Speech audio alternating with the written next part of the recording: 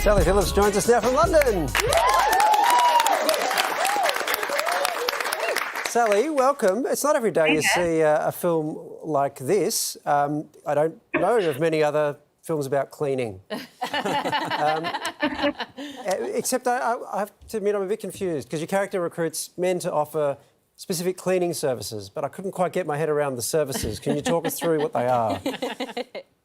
Deliberately confused, yeah. My character Gina is kind of lost. She's in the middle of her life. She's sort of Brit, but been in Australia for 20 years. She's no longer, she's menopausal. Her husband's aging better than her and forcing her to do a diet box.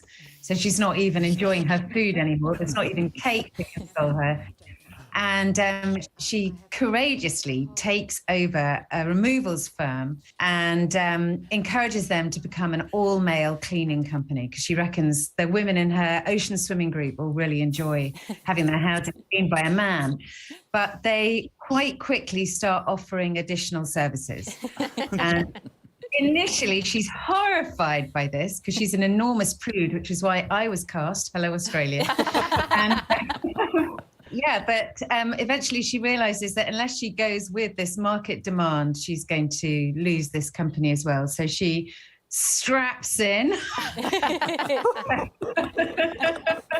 I guess that, Sally, acting's really all about living out lives that you aren't necessarily living yourself as much as it is a job. Was that part of the reason that you were drawn to the character of Gina, if you're saying you're kind of a prude?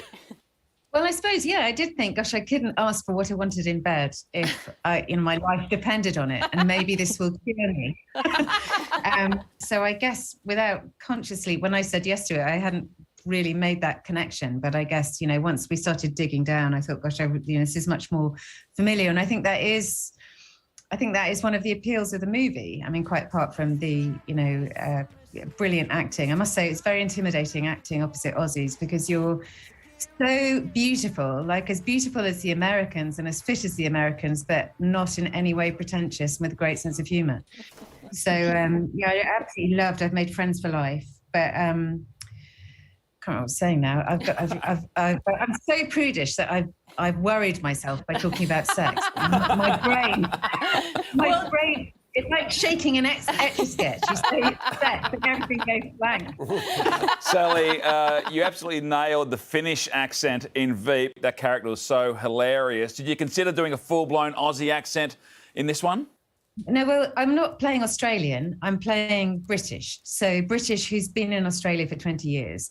And I went to school in Sydney when I was a kid. Oh. And my family always take the mick out of the fact that I went to school and 3 days later had a broad Australian accent that took me 3 years to get.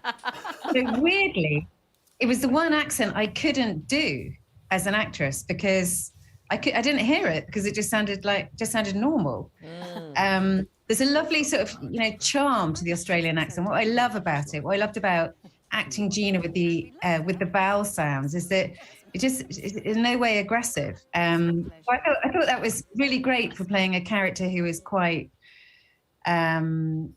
she's steely underneath, but just comes across as very submissive. Submissive on the surface and Rocky Balboa underneath. Would you like to insult us gently with your accent now? Yes. Oh, would you like me to do my Australian accent now? My children went to school in Australia, and my 9-year-old does an amazing Australian accent, absolutely brilliant. But you can see it's great that I didn't do the full on. I just did some gentle vowels. Well, it worked very well, and we also heard you did bring your kids down under while you were filming. How did they enjoy it here? They absolutely loved it. They really, really loved it. My 10-year-old in particular went to school, made great, great, great friends. And I brought Ollie, who has Down syndrome, and I actually brought him when he was 1 to do a film in Melbourne. And he ran into the sea on the first day and came running out going, "I'm back!" Like you guys had not been surviving without him. Yes, we hadn't been.